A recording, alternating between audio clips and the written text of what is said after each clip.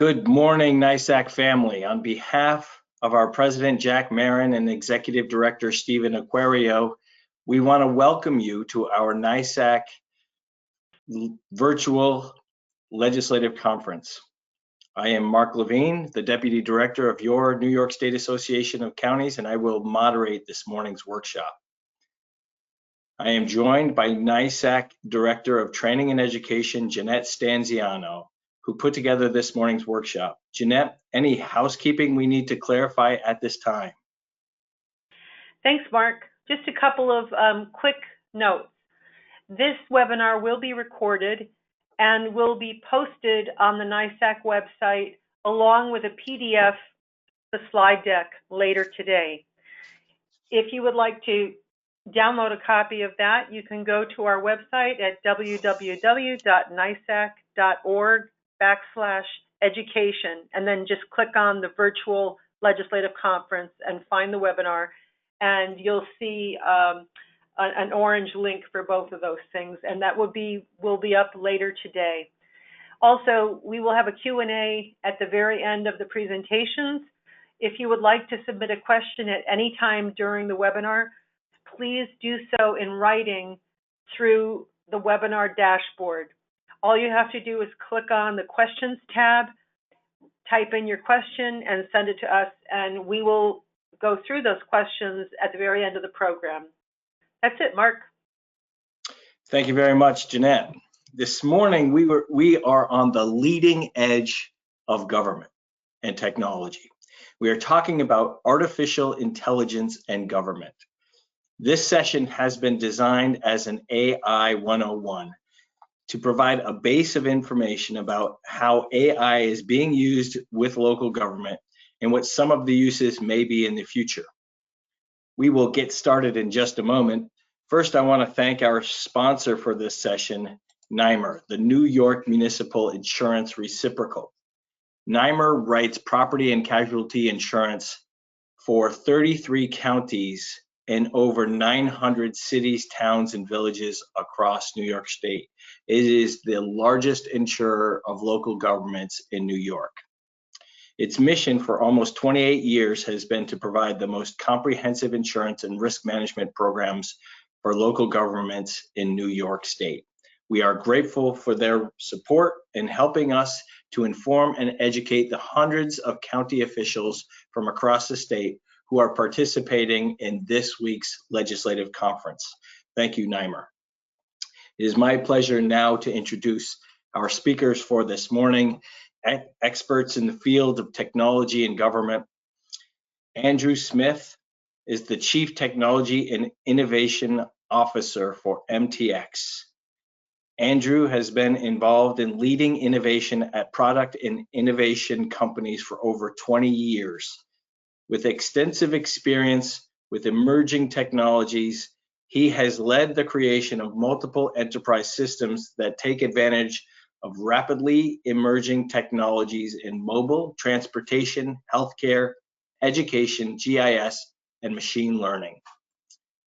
As the Chief Technology Innovation Officer, he provides leadership for MTX products, the technologies they use, and the approach to applying innovation to customers' problems to create innovative solutions. Thank you for joining us, Andrew. And the next presenter is Mahesh Nademai, the Chief Business Officer at MTX. Mahesh has over 20 years of public sector experience and has led multiple statewide transformation efforts for the state of New York, most recently as the Chief Health Information Officer, or the CIO, for the New York State Department of Health. He led the data-informed COVID response activities for the state, including the rapid deployment of COVID dashboards and contract tracing solutions. Prior to this, Mr. Nademai was the Executive Director, CIO for the state of New York. As the Chief Business Officer at MTX, he leads government, healthcare, and education verticals for helping counties and local governments improve the citizen experience. At this time, it is my pleasure to introduce Andrew Smith. Andrew.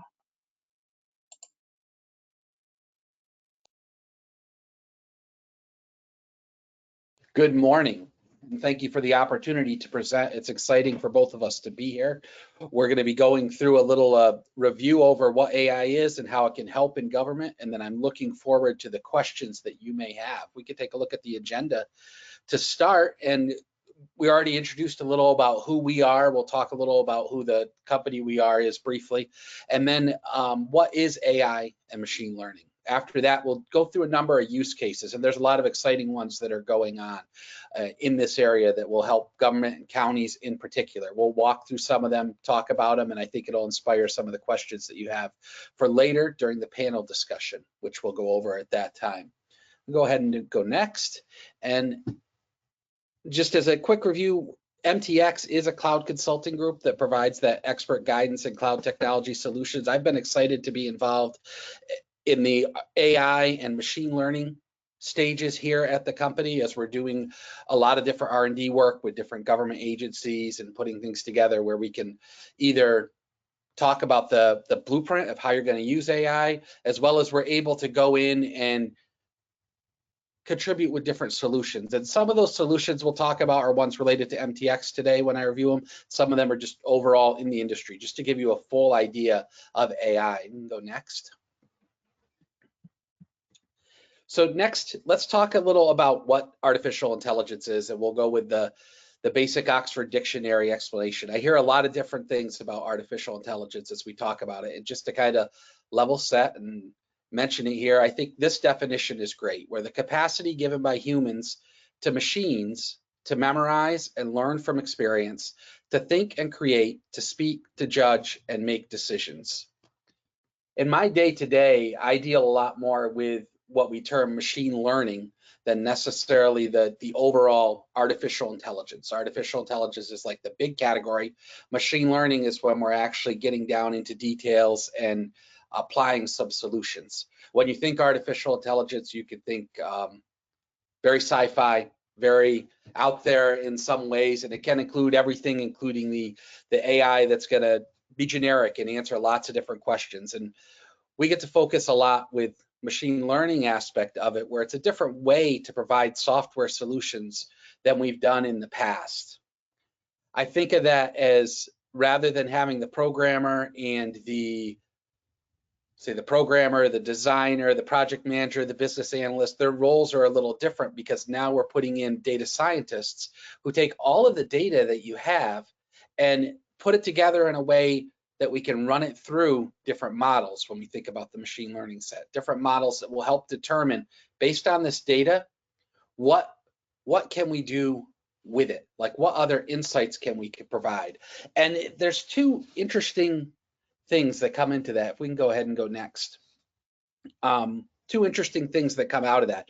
One is you get a lot of insights into data that maybe you didn't see before as a person, or you didn't even see before, where traditionally we would all sit down around a table and go, okay, what exactly is the business problem? And let's bring in all the different experts and let's explain what we think it is we want the computer program to do. You have that, but now we say, let's dump the data into the program. Let our data scientists take a look at it, and with the subject matter experts, determine which pieces are the more interesting ones, and then let's see what the machine learning model can learn from it. That's kind of abstract. Where it gets really interesting in my mind, and the place you're able to see it visually a lot, is when it comes down to imaging and OCR. And I'm sure all of you are very familiar with OCR over the years, and how, especially early on, the recognition wasn't particularly great.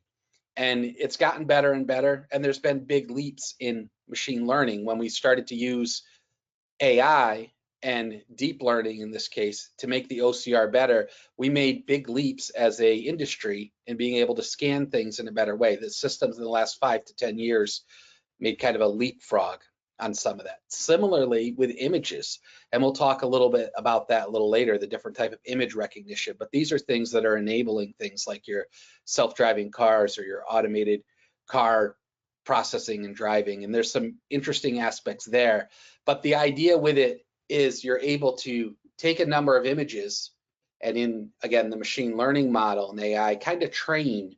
So train is the exact word, but when I think about it, we say train the machine to recognize things. And I'll just give a little example there, since part of this is giving you an introduction into how this works. What you would do is what the technologist would do on the other side, and again, you're usually using an end product, we would be from it, but would be train this model with a number of picture of cars, for instance, or a number of pictures of animals, or in the case of OCR, a number of pictures of letters, characters and things, to be able to help the model to learn, just like you would. I've given the example before where we say you've got someone new, they need to take a look at this form and enter it into the computer. With traditional OCR, you'd have to take that form and highlight all the different areas and say, this is exactly where first name is going to be. But with a person, you could sit them down and say, you know, this is where they're supposed to put first name. This is what a first name looks like. Make sure that's what you enter. You get to do that more with the type of document scanning and things that we'll talk about later when you're using AI and machine learning. So if the first name is in a different place on this form than it was before, but it still has a label and it still looks like a first name, you can get a model trained to detect it, just like you could train a person to detect it. And what's great is you can reinforce that training with those models. So as you go through in that area, whether we're doing forms or whether we're doing images, whether we're using it in police, community help assistance with police, or even in the case of the auto self-driving cars and things that they're looking at in AI, you're able to go back and say, no, this isn't the right way to do things, or this letter is not that letter, it should be this one, or this was not a first name, it should be that one. And you're able to then see in that a new way to train what would be a person, but now you're training the machine again. And that's kind of a neat thing about the artificial intelligence and machine learning model training. You can retrain it. Let's go ahead next. I want to get to the use cases here. I'll start. I get distracted when I talk about some of the technology. This is right here where I want to be good. I get distracted with the technology because it's exciting. It's fun to see the new things that are coming through. Part of what you have out in the industry, if you will, is a number of different platforms for running AI on it. We've put ours here, MavQ, which is MTX's platform. Salesforce has Einstein, Anaconda's another player, and Altair, and then of course you have Google AI, Amazon AI, IBM Watson. Those type of things are the AI platforms.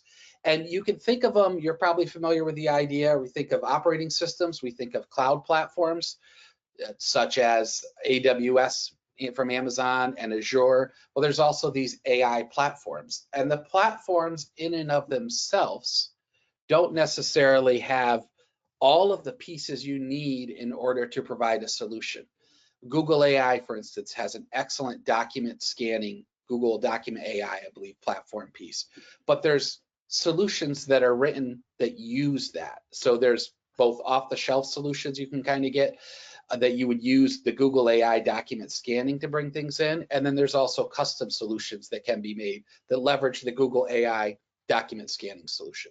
So there's lots of different platforms. I just kind of want to introduce that idea to you here if you're not familiar with it. Similar to how we have the different cloud platforms, there's a lot of AI platforms. And then from those, you end up with a lot of different solutions that run on top of them.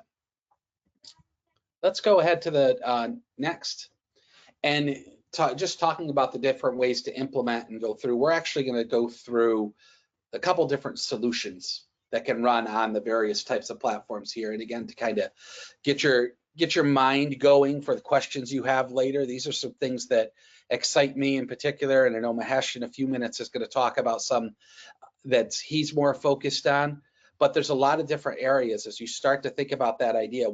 What could you train a computer to do with this model training? I've seen situations where in the finance area, we're looking at, is someone able to repay back a loan? Are they a good person for loans? Similarly, is this a person that would be late on bills or late on a tax payment? If you've got years of data about that particular entity, and then you can give it to that machine learning model that we can have data scientists build out, that it can come out with a system that you can then put your new data into, and it'll make predictions and scores and rankings and say, this may be where there's an issue. Smart image detection, I sort of touched base on just a minute ago, and that's where we're going to get a little more detail into right now. So this is again the AI-driven detection. And I've seen, and you've probably seen a lot of different implementations and areas in that. One of the things that's very interesting is what they've done with the smart image detection in the last, again, 5 to 10 years with deep learning. There's been big strides and big jumps where we knew face detection's been with us for a while. Now we're seeing the full body detection, the people out of crowds detection, the vehicles, the different types of vehicles that are being detected. We're seeing in photos, can you pick out the level of flooding in an area? Can you pick out the level of road condition? And we'll talk about that in a few minutes here. Can you pick out different things related to that? I've seen a smart image detection solution used at a state highway department where they point at their pile of road salt and with a camera and are able to use volume estimation from the smart image, detect the size of that pile and use volume estimation to detect how much road salt is left. So again, as I mentioned earlier, one of the neat things about the image side of machine learning and AI is it's easy to see what it's doing. It's easy to say, okay, I've now got a camera that's pointing to a pile of road salt and telling me the volume of that road salt. I understand that. But then there's also the data side of it, which is exciting because now that you've got those minute by minute metrics of that road salt volume from different warehouses and areas, can you feed that information into a different model to start predicting your usage? And then can you combine it with things like weather and other predictions or things in order to define what's being used and how you can then make decisions and how it will help you make decisions. So video and object tracking has been a really neat thing. I come from that type of area where we look at those video and object detections, and I see what we've had to do in the past, and I see now that we've had the machine learning and we can train it what we're able to do. It really excites me. If we go ahead next, I'll give you an example in community policing and policing area. This was a situation that was very specific. The police department we're working with was looking for, and it had this scenario before where they had a particular bolo that they wanted to be looking for, which was a white van. They wanted to look for a white van. They had all of this video footage that they needed to look for a white van for, and essentially taking public safety officers and having them sit in front of videos and review it again and again and again. Is it a white van or isn't it a white van? In this particular solution, you're seeing that it's just highlighted that they're cars, but we're actually able to, with a number of machine learning models that are out there, you can identify the type of car, truck, sedan, van. The color, obviously, that's fairly easy on it, but then that way you can narrow down the videos that you have. So your resources, your precious resources of people that are looking at things can focus on the ones the computer has already selected out. And it's pretty neat that we were able to run through the testing fairly quickly of previous sources, say, okay, now where's all the video that has the white van in it? And that's, again, an example. And you'll see this a lot as you see the artificial intelligence and the machine learning. There's a system, OpenCV, that's used a lot where you get the box with the word and the percentage, the scoring percentage on it here as to what it is. I've seen this used in examples with violence detection in riot control and areas like that. There's a large group. Is there any kind of violence going on? Yes or no? Trying to detect different objects and things that should not be where they are. Prison cameras trying to detect weapons as people walk through the halls. You can detect smart object detection where you're looking for sharp objects and things like that. Let's go ahead next, and I'll talk a little about this example, which is asset detection. Asset detection being all the things that are owned by a particular entity. And in this case, I'm thinking about an example of a suburb in Chicago where all of the items that were owned by the city, the assets being fire hydrants, manhole covers, trees that are within the right-of-way, pipes, street signs, lamps, etc. All of those were something they wanted to not only inventory, but also match up with their GIS data, make sure, confirm that it's correct, and get photos on a periodic basis so that you're able to see what does the what is the wear and tear on the fire hydrants? And again, it's neat. You take kind of like Google Street View type images, then you could run it through an AI system with machine learning models that know how to detect a fire hydrant, a street lamp, a tree, what type of tree it is roughly, and then be able to tie that back into your GIS, your ArcGIS system, to be able to match it right up. So you say, yes, I know that tree at that location is this height because we were able to estimate it, is this type, and here's a picture of it from the last 5 times someone drove by. And there's a lot of interesting automation that can happen there. Let's go ahead next. And if we look at this, this is some of the, as you get your mind thinking about future and what can be done, and there's already a large amount of traffic cameras, a large amount of imaging out there, and there's things that you would be able to take models and run against and detect. And this is really more in the R&D and experimental area, but what about detecting road surface conditions from that? It's also something that you could train models to do in this way. And there's a number of companies that are doing research into all these various areas that I talked about, and a number of different interesting solutions with them. What happens with this, and similar to the road salt area, is it allow you to do some more planning. You can integrate it, you can tie it into what your level of road salt is, what your road conditions are, which areas maybe need to get application of salt more often than others. And then you take all that data that we're getting from what I say is the cool side to me, because I think the images that detect and show stuff I could see more visually, but you could take that data and take those patterns, put them into a model and train it to make predictions and estimates going forward about how things are going to be used in the future based on if weather is changing and things like that. Let's go ahead next and take a little shift here over to permits and licensing and some of the more data areas. And I'm going to turn it over to Mahesh for a few minutes to talk about this. Thanks, Andrew. Good morning, everyone.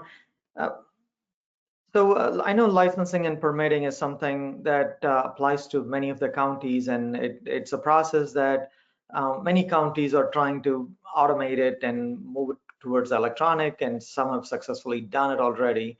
And I think what we want to talk about here is how AI can come into play in really taking what is more of a movement from paper to electronic to the next level to really aid in some of the document verification, and also how it could be done from a licensing perspective. So Andrew talked a lot about document verification. As just based on my own experience, licensing really in a broad way, it starts with the application. We collect a whole bunch of documents, and then there is somebody validating the document, collecting the payment, and if there is inspection, there's inspections that are happening scheduled, and then some have hearings or appeals or anything like that. So if I take that broad overview, and then maybe I want to just highlight where AI can play a role.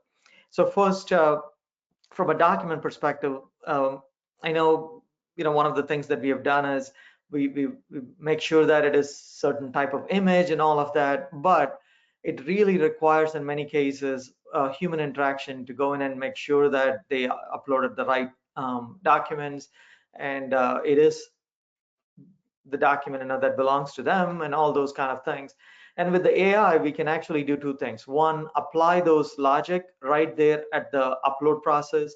So it provides guidance to the applicant, so they're not waiting for 3 days and then getting a message saying that, okay, you applied the wrong document or something like that. And now how is this different from OCR?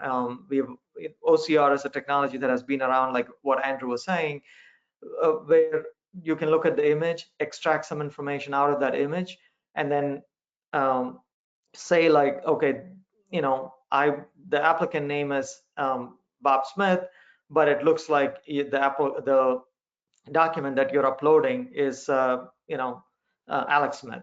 So those things, yes, you can do that with OCR, but one of the biggest drawbacks with OCR, optical character recognition, which has been around for quite some time, is you have to plan for it. Like the OCR always need to know what document, what format, how the application is structured, because it is looking at certain sections to really figure out what the what information is typed. But with AI and some of these document verification, now there is potential to even read handwritten documents, although it is improving and there is still quite a room for improvement. But if it is typewritten, you could use the AI to really look at an image and figure out what they're saying just by using different algorithms, so that it's not like we have to know exactly how the document format is. So that is one advantage, where the validation can happen in the front end, or the validation can happen after the person submits it, and then it can provide more as a guidance or support in flagging certain applications, saying that for the person who's reviewing it, take a look at it closer, because this doesn't seem like it is matching, right? So it will make the process go quicker, faster. So that's one of the areas where AI can play a role. The second one that I thought about was, and we've been working on it for some of the clients, is inspection. So inspection, the ideal scenario, what many cities and large jurisdictions would like to do, is they want to figure out who are the high risk, whether it's restaurant, whether it's a different kind of establishment, and so that they sample it in a way that they are able to go and spend the time in places where there is high risk. So with artificial intelligence, and this is where what Andrew was talking about, taking lots of other information that's there, which is either publicly available information or any other information that might be available. And Andrew is going to talk about the using like social intelligence, and that could also play a role into this, in really helping simply prioritizing and providing a prioritization category of, okay, these are all the locations you might want to look at because of what we are seeing, either in the social media or something that came in through a 311 or some other complaint that came through. So those are some of the areas that AI can play a role in, something like permits and licenses. And the hearing is another area now, especially with COVID, many of those things happening virtually. And this is one area that we talked about, how facial recognition, I know there are lots of legal aspects that needs to be looked into, but a facial recognition could help play identity verification role. So if someone is coming to the hearing, or someone is going to appear for some sort of an administrative court, validating that the person who's on the screen is the same person as who it was part of the application, where they submitted the pictures and whatnot. And it's a very simple algorithm where they would be able to look at the face and look at what's in the picture and say that, yep, there is a close match, or something is going on. So those are some simple things, and and that doesn't have to be live. It can also be used for, like, for example, unemployment insurance. I know it doesn't apply to some of the localities, but just using that as an example, where when someone is applying for benefits, how do we make sure that they are the same individuals, especially if there is no way for a face-to-face validation. So those are some of the areas. Next, please. I think from a document verification perspective, I think we talked about some of those, real ID and benefit applications, and unemployment insurance, just like I talked about it, and fraud detection is something that we could use. And facial recognition, I know it is a sensitive topic, but there are ways that folks are trying to address it, wherein it's done real time, so the data is not stored, the face or any of those things aren't stored.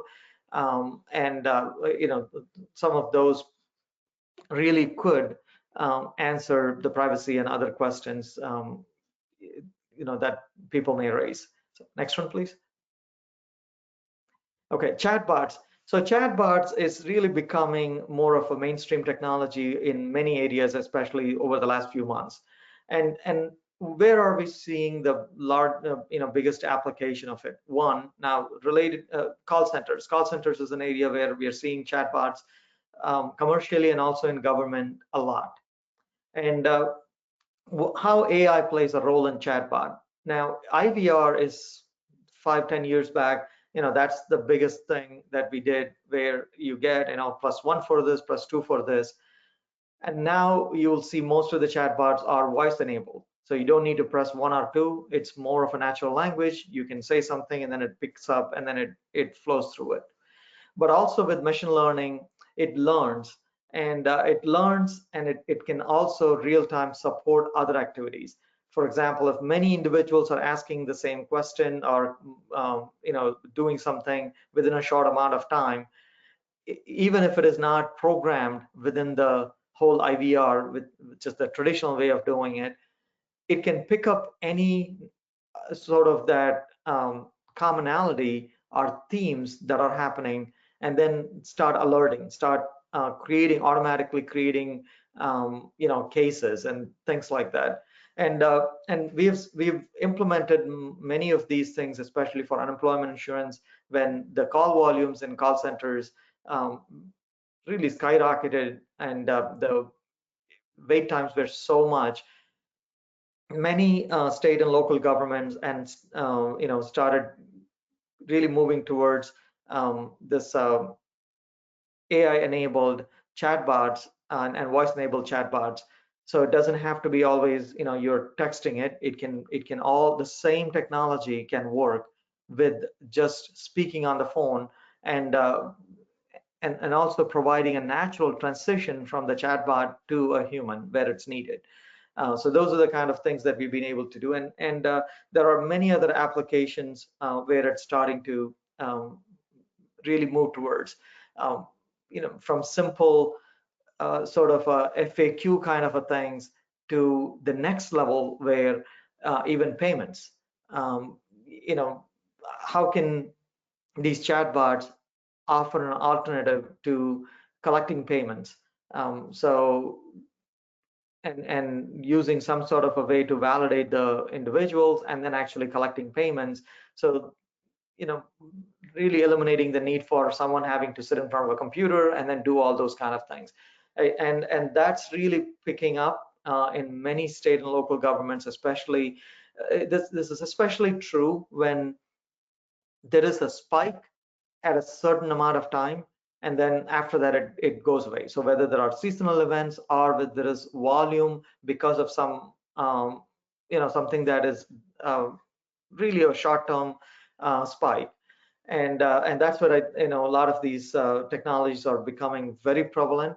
And what it also allows to do is with the AI, it allows to connect with other data elements, like for example, locating the nearest testing center. So it asks a whole bunch of questions, makes the determination that the person can go get tested, and then automatically by connecting to a database, it can provide, here's your nearest one, and then go on to the next flow of making an appointment by using a calendar event. So those are some of the things that we are seeing in this area. Next one, please. I'm going to turn it over to Andrew for this social listening, and it's going to blend into some of the things that we were talking about as a data point to really enable chatbots or other things. So Andrew, back to you.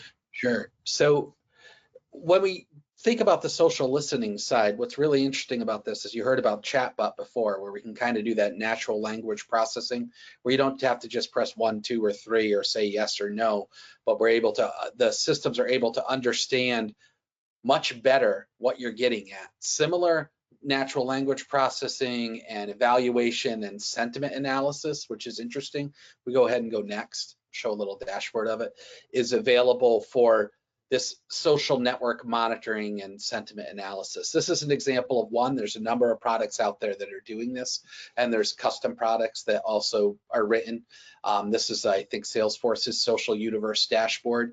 But you can take a look at your Twitter, your Facebook, your, I think we see a lot in New York, the Firewire type things in areas like that, and see what are the comments going on, what are the different things people are saying within your geographic region related to things that have to do with your particular interests, related to things having to do with the county government, with land use, tax use, property use, various different things that could be related, and then pull them out and evaluate them, both to show you like what's being talked about more right now, as well as what's the sentiment.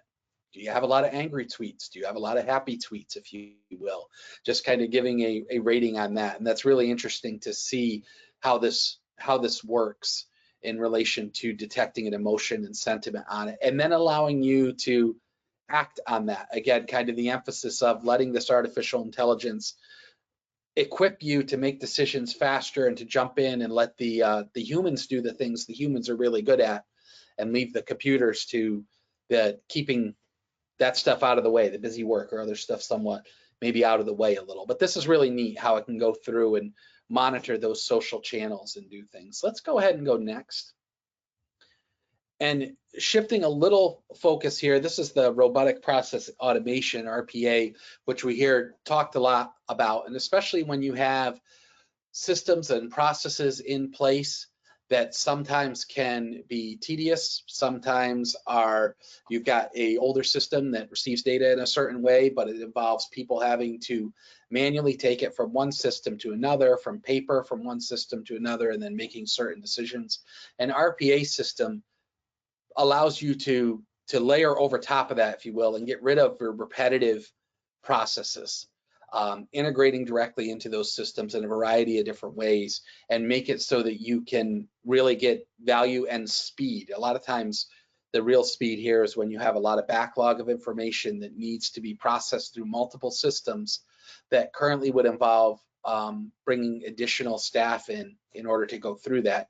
You can look into RPA as a process where you use the machine learning models that get trained on it, how to use your particular systems to go through and automate putting in a backlog of data, moving a backlog of data, processing a backlog of things that involve tasks that maybe those other systems aren't capable of making the full decision set on, but you can add this layer to it with RPA.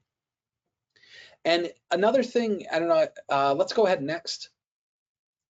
And I think I can wrap up a little of what we were saying here. Thank you so much for your time in this as we're getting into the panel and the questions.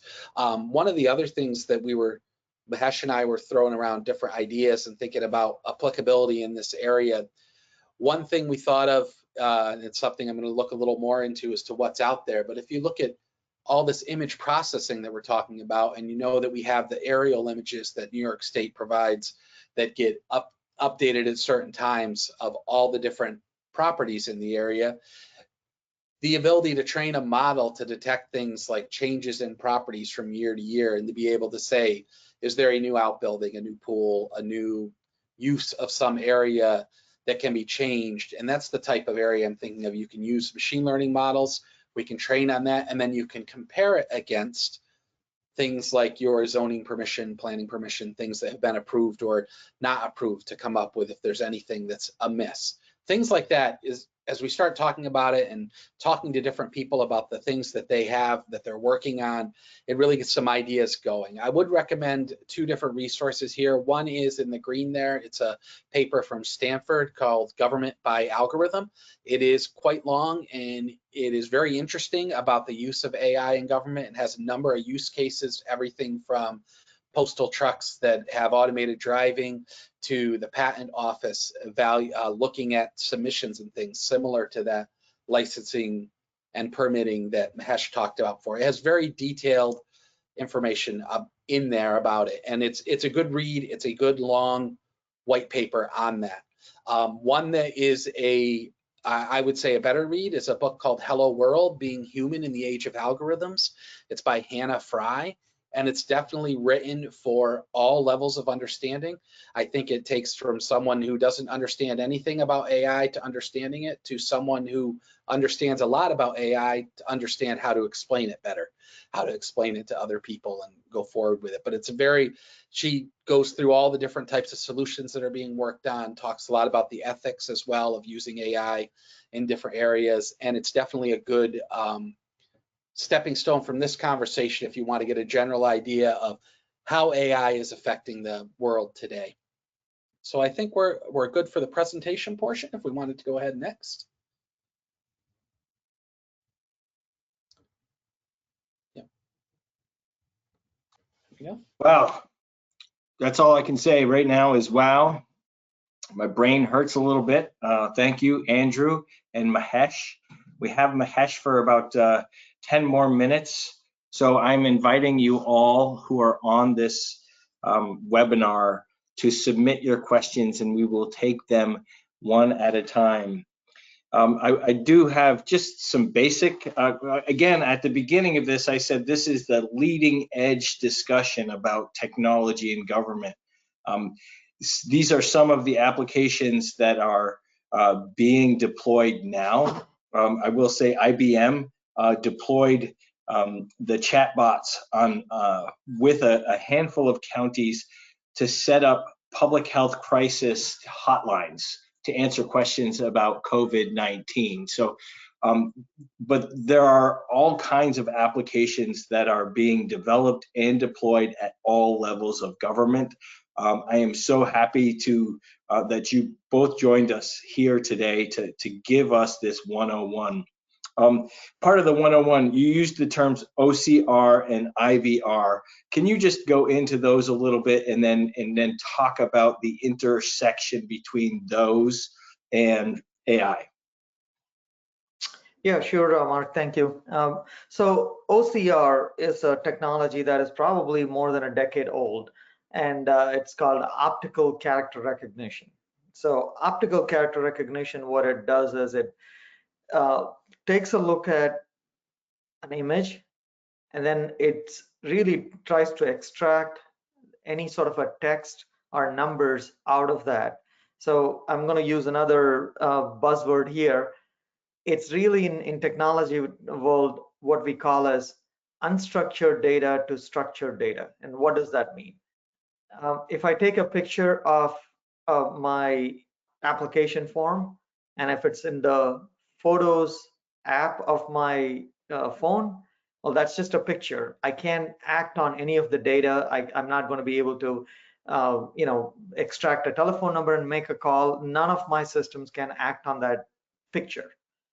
Optical character recognition takes that picture, which is unstructured data, and extracts information out of that. It could be, okay, here's a phone number, here's an application number, here's the name, here's an address, and pulls all that and puts it into a database now, which now I can act on, my algorithms can act on to see, oh, it's a 518 area code, or it's a 212 area code, or I know the name of the person, I know the social security number. So I can take that and then run some processes against it.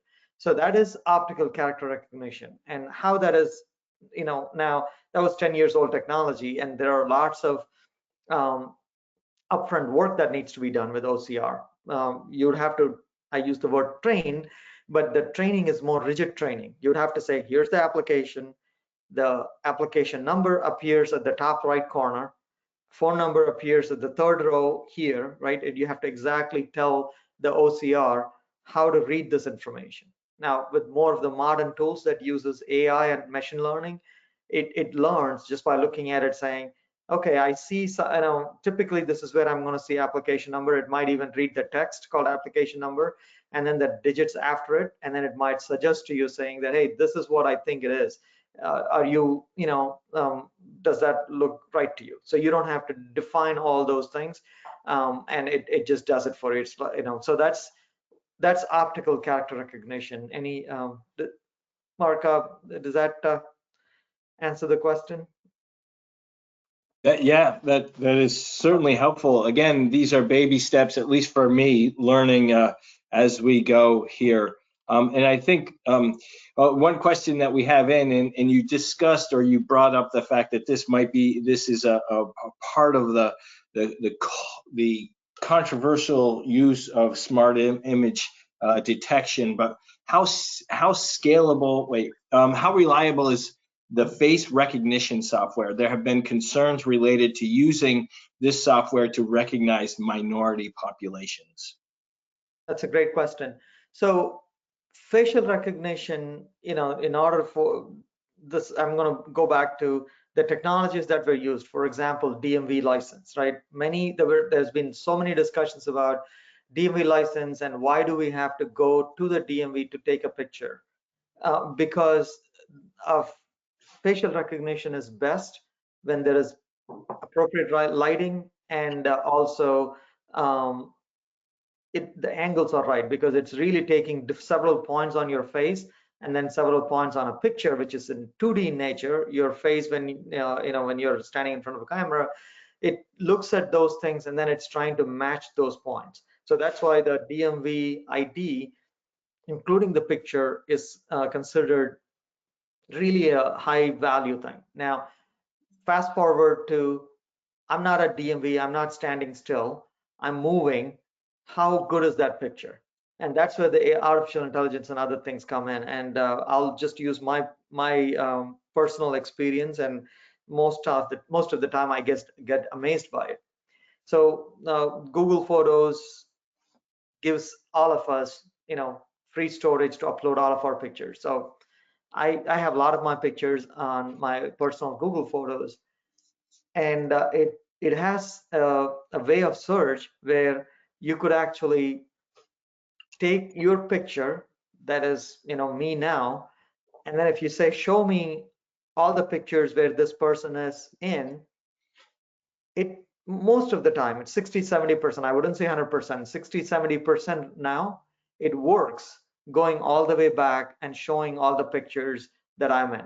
But it is using a lot of intelligence, like maybe my hair color and different kind of things. So it's not always accurate, but it can be used more as a filtering technology rather than a exact matching. That's what I would say where the technology is now. There's an interesting thought to that. What I think of, a lot of it has to do with how you're going to apply and how you're going to use it.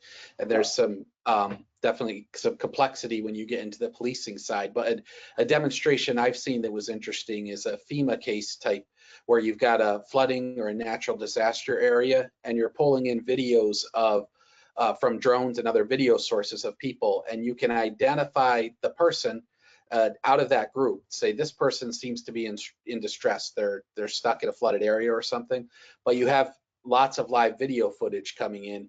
You can then say 3 minutes later you see they're no longer in distress, it's that same person, and you're able to use that to help dispatch your the appropriate resources where they are.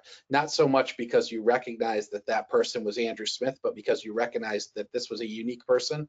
And now 5 minutes later, you see that unique person somewhere else where they're safe instead of in distress. So it's a lot of how you can use that as well.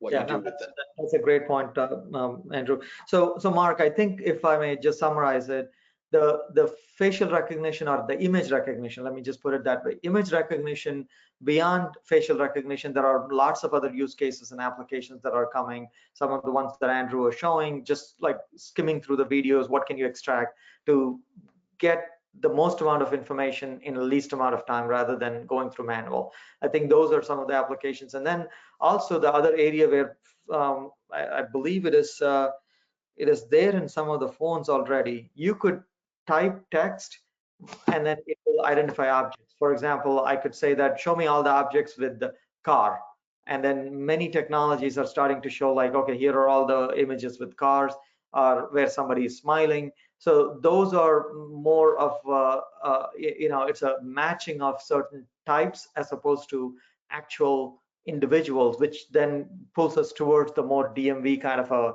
use case, which is where you need certain images that are taken in a certain way to get to the most closest match. Okay, great. Thank you very much. How scalable are these concepts and uses? Can smaller counties and municipalities find similar benefits or of cost labor reduction as larger cities or state government? Also, are there companies that offer analysis of potential savings and uses? So we have a fairly large range of sizes and budgets of our members, right? The county officials across the state of New York, and also levels of government. So a number of our members also are town supervisors. So are these scalable solutions for our local governments? Andrew, I'll take it on, and then you can expand. Yes, it is scalable. It is something that like us, many organizations are really trying to work as a subscription-based sort of a service, so that it is not like it doesn't require a huge capital investment. And that I would say even for chatbots, right? If chatbots need to be implemented with a huge capital investment up front, and then it's used, when there is a peak or a demand, sometimes that may not work. So subscription based is something that many organizations are trying to do to scale it and to be more affordable for small and large organizations. The other option is also shared service models that could be used to really make some of these technologies affordable. And like I want to just kind of use an example. I just kind of thought about it. Water meter reading or electric meter reading, they all have sensors, and you in the days of when people used to come to the houses to look at these things, we don't remember. It's even though the technology is like 2-3 years old now, the trucks are just being driven across the community, and then it's picking up those readings. So and those are more subscription based thing where people can just use that for their communities without having to make a whole lot of capital investments in some cases. So I think that those are the kind of things that we could make available, and then organizations are going down that path where it's more of a subscription based. I think, yeah, to add to it, there are a number of things that you can take advantage of more off the shelf for smaller organizations and counties too.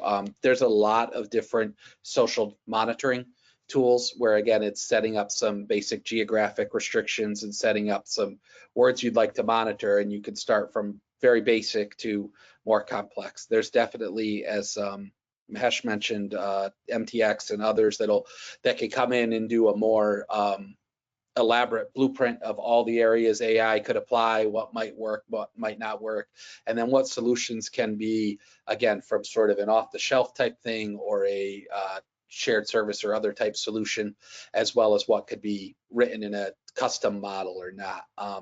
I'm excited to see some of these things, like I mentioned about the highway, the assets detection, the fire hydrant, the signs, that be able to track them all and be able to bring it in and show it on your GIS solution. And there's a company that did similar things called Mapillary, although they were recently purchased by Facebook.